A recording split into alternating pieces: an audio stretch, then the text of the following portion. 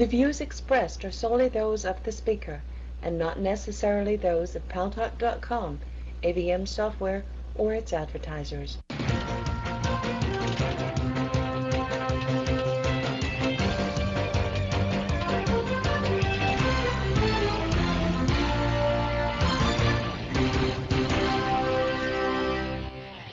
News Talk is online. News Talk Online is a production of Paltalk.com, the largest multimedia interactive program on the internet with more than 4 million unique users, on demand on iTunes and on YouTube, and also in its entirety on my blog after the show is over at GaryBaumgarten.com, where you can click on to read my musings about things in the news, and you have opportunity to comment as well. And thanks to our friends at CRN Digital Talk Radio. We're coast to coast across the United States of America in 12 million households. I'm your host, Gary Baumgarten. Well, back before the fall of the Berlin Wall, Mother Russia and the then U.S.S.R. was our sworn enemy here in the United States. In fact, I'm old enough, Michael, to remember when they actually sold bomb shelters. Did you know that in the United States they used to sell bomb shelters that you could put in your basement or in your backyard, subterranean? And boy, when they launched that first Sputnik satellite, we were all up there looking and saying, "Holy camoli, they're going to come and get us now." There was even a movie called "The Russians Are Coming." The Russians are coming, which was hilarious, but it was based on the fears that Americans have that the Russians were going to invade the United States of America. Then things warmed up. But now things are getting a little cold again, and now there's some things going on in the news that are very interesting, including the fact that there is a disputed election, not here in the United States of America for a change, but in the Russian Federation. So I invited Michael Idov to the show. He is editor-in-chief of Russia Magazine. He's a contributing writer at New York Magazine. And Michael, welcome to the show. Thanks, Gary. Now, you just wrote about this disputed election in Russia. I did. I actually went to Russia, observed the election, actually snuck into quite a few polling stations, which was interesting. And I blogged about it also for the New Republic on their website. But, well, first of all, I see you are calling this election disputed. Right. I think that, it'd be great if it was disputed, I would have loved it if some big portion of the Russian population was actually disputing it. The problem is, it's not disputed. Dmitry Medvedev, the hand-picked heir to Vladimir Putin, won 68% of the vote with nothing more than a few clowns put up, by some of them, directly financed by Putin's party, United Russia.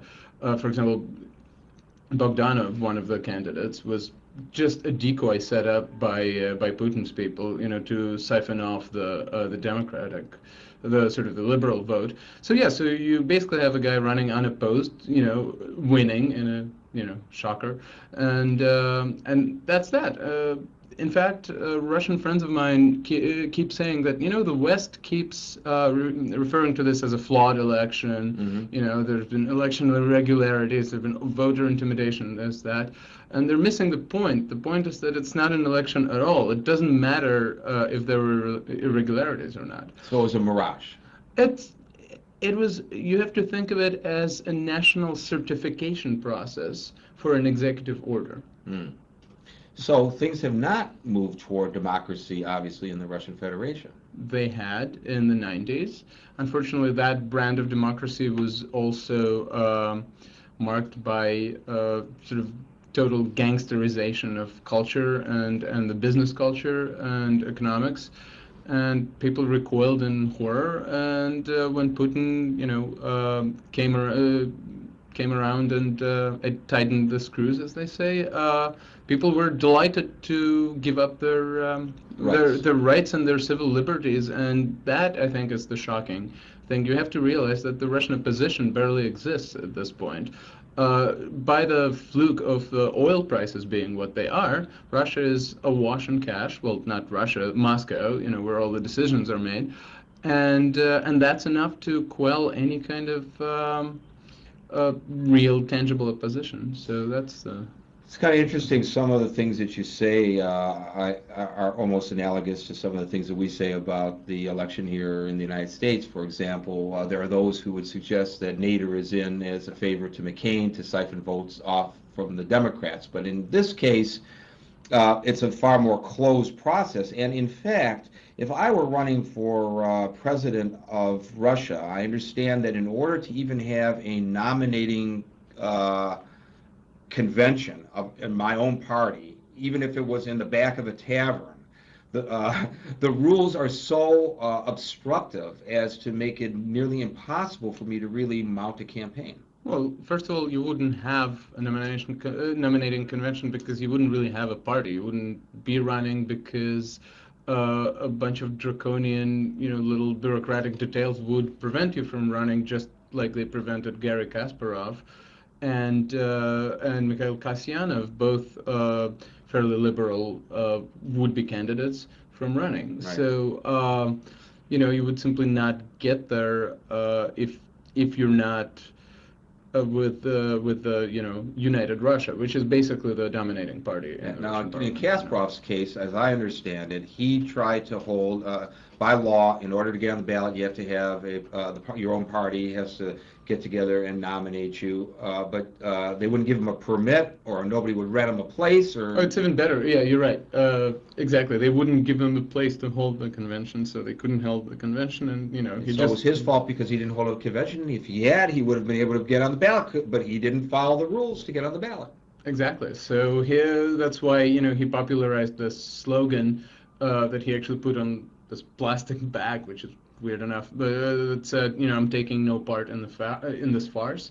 And I've seen bags like that around Moscow when I was there. Yeah, taking no part in the farce. How come Russians who were repressed under communism for so long and so much demanded some kind of freedom? And I know, as you suggested, when they got freedom, we know it's no panacea. We see what's going on in Iraq. Supposedly they were freed, and I don't know that they're any better off today. They're probably worse off in many respects than they were before that happened. It's very difficult, this thing that we call democracy or representative government, whatever it actually is, that we tend to embrace in the West. But I mean, I know that from the dissident movement back in the dark days of Russia, people really strove, they really wanted freedom, and they wanted to breathe, they wanted to be able to create, they wanted to express themselves. Why is it that this, as a society, things have regressed, despite the problems, to this point? Well, in the 60s, people definitely wanted to, breathe and create and have freedom, but they also wanted, jeans and cars and bubble gum.